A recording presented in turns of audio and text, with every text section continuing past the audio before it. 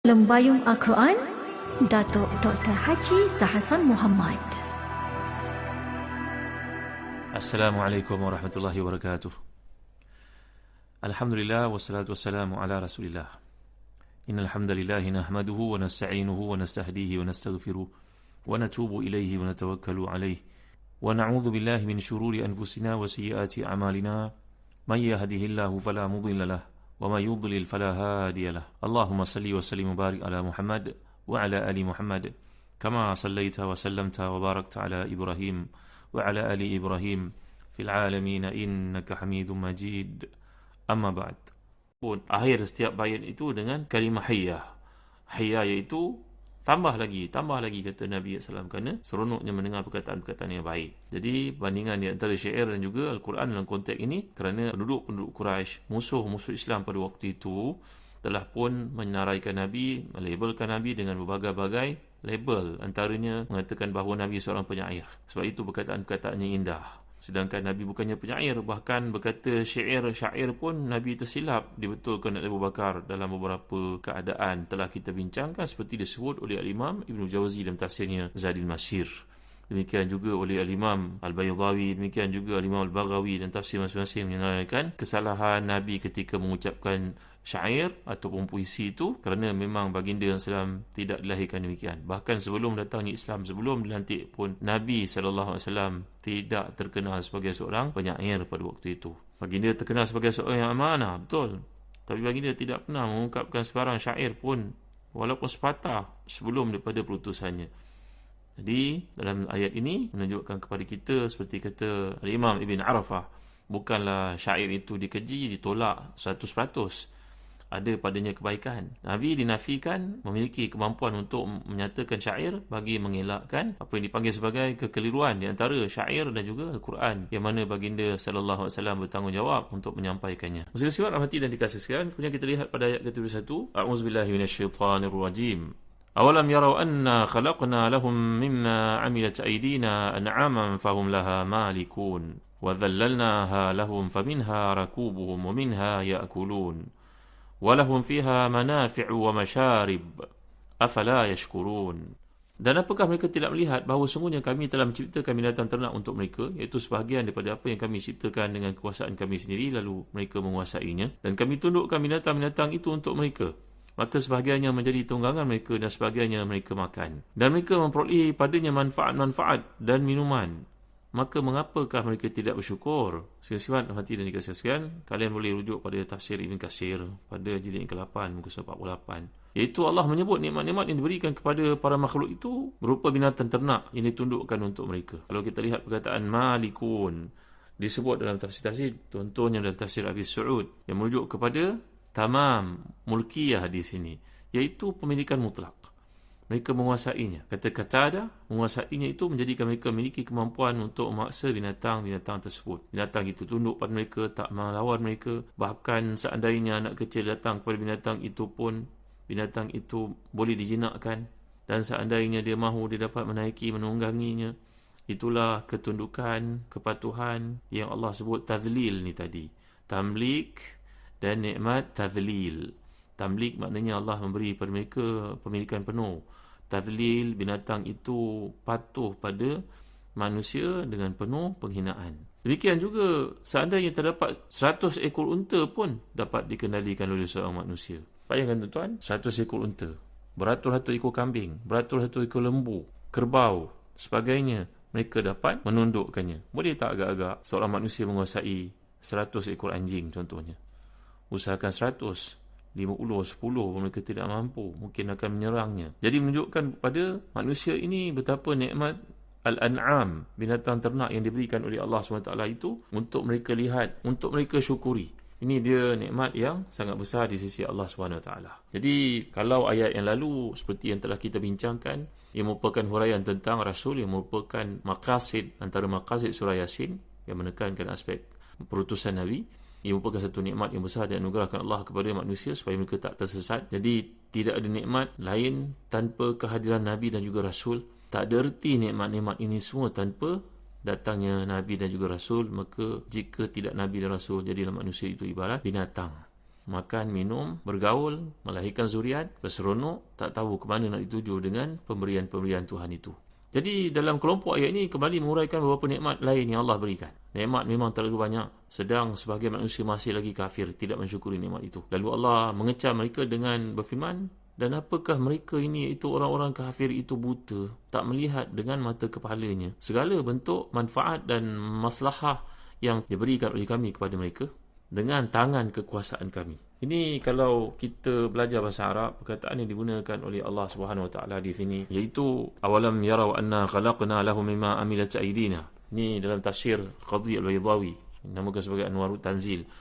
Bahawa maksudnya kat sini, mimma tawallaina ihdathahu wa lam yaqdir ala ihdathi ghayruna. Wa dhikrul aidi wa isnadul amal ilaiha isti'aratun tufidu mubalaghatan fil ikhtisas wa tafarrud bil ihdath. Kat sini menunjukkan kepada kita bahawa betapa perkara yang disebut oleh Allah itu, ni satu bab daripada isti'arah, iaitu nak menunjukkan tentang kekuasaan Allah Subhanahu Wa Taala.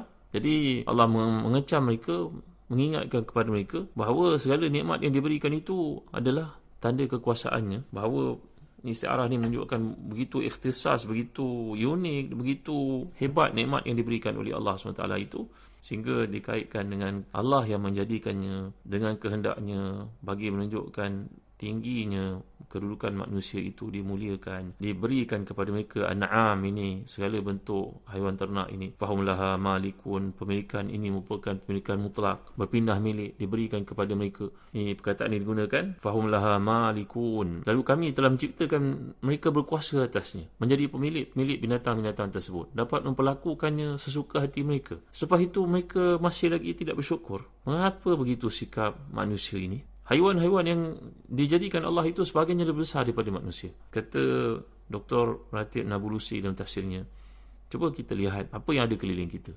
Pakaian, makanan, kehidupan kita bergantung kepada makhluk yang Allah jadikan ini. Susunya mungkin jadi butter, mungkin jadi mentega, mungkin apa yang kita nikmati susunya untuk memberikan kesihatan kepada seseorang itu. Bahkan dalam apa yang disebut oleh Allah sini, وَذَلَّلْنَاهَا لَهُمْ فَمِنْهَا رَكُوبُهُمْ وَمِنْهَا يَأْكُلُونَ وَلَهُمْ فِيهَا مَنَافِعُ وَمَشَارِبُ أَفَلَا يَشْكُرُونَ. Dalam ayat ini nak menunjukkan kepada kita kedudukan, kehebatan apa yang telah diciptakan oleh Allah Subhanahu Wa Taala itu. Begitu banyak nikmat yang digambarkan ni, dengan kulitnya, susunya, lemaknya, dagingnya, iaitu maksud malikun tadi, mutamalikun bitamlikina iyahum, أو متمكنون من ضبطها وتصرف فيها بتسخيرنا إياها لهم. Jadi Allah menjadikan segala nikmat yang ada itu untuk digunakan oleh manusia, menundukkannya. Sebahagian binatang itu menjadi tunggangan, sebahagian mereka makan, dan mereka memperolehi padanya manfaat-manfaat seperti bulunya, kulitnya, bahkan tulangnya, dan juga minuman dari susunya. Semua nikmat itu adalah anugerah Allah SWT dan bukti berkuasanya dia. Maka mengapakah mereka masih tidak bersyukur atas anugerah yang diberikan? Jadi penggunaan perkataan ID ni tadi adalah satu bentuk jamak daripada perkataan yad, yang secara umum boleh kita maksudkan sebagai tangan, tapi secara majazinya, isti'arahnya, dia berarti kekuasaan ataupun nikmat yang diberikan Allah, bermaksud menggambarkan betapa penciptaan binatang ternak ini merupakan nikmat yang sangat besar dan bukti kuasaan Allah SWT.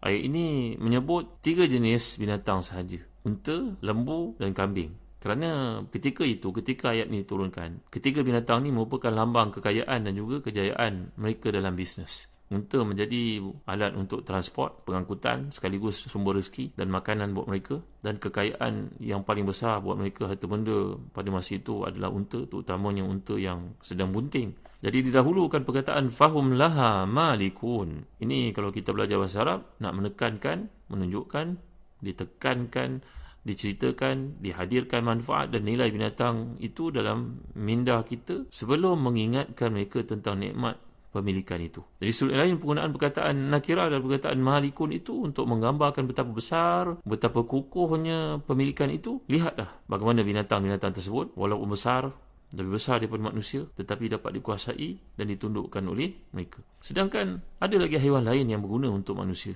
Contohnya sedadang di hutan, sebagai contohnya rusa dalam hutan, binatang-binatang lain, mungkin kambing, gunung dan sebagainya. Tapi kenapa yang diberikan oleh Allah hanya yang disebutkan kat sini? Seperti yang telah saya sebutkan tadi, Mungkin ada binatang lain yang juga berguna, tapi Allah tidak jadikan manusia dapat memilikinya. Mungkin dapat digunakan untuk tujuan tertentu saja. Kuda sebagai contohnya, satu binatang yang mahal, yang sangat berguna kepada manusia. Tapi dalam konteks ternakan, untuk dibela dalam kuantiti yang banyak mendatangkan hasil, untuk tujuan-tujuan kesihatan, pemakanan, menghilangkan kelaparan, maka inilah binatangnya. Dalam masa sama, cuba kita lihat, setengah orang musyrikin orientalis mengatakan bahawa Al-Quran ni turun untuk orang Arab saja. Kan itu binatang yang disebut adalah binatang yang tinggal dalam negara Arab saja. Unta, kambing, lembu. Sedangkan dalam Al-Quran, kita dapat lihat berbagai binatang disebut oleh Allah. Ini termasuk nama-nama surah pun dinamakan dengan nama binatang. Al-Ankabut, laba-laba. Ia bukan haiwan yang khusus duduk di padang pasir di negara Arab. An-Nahl, lebah. Ada di mana tempat dalam dunia. An-Naml, semut. Nama surah itu. Maka demikian juga lalat disebut oleh Allah SWT. Maka ia juga satu binatang yang hidup di mana-mana. Jadi binatang-binatang disebut oleh Allah SWT ini, sebahagian daripadanya digunakan oleh manusia untuk tujuan-tujuan yang telah dinyatakan. InsyaAllah kita akan lihat dalam kuliah yang berikutnya bagaimana banyak sekali nikmat yang dimaksudkan itu, yang apabila kita merenunginya, memanglah tidak patut untuk seseorang itu kufur kepada Allah SWT.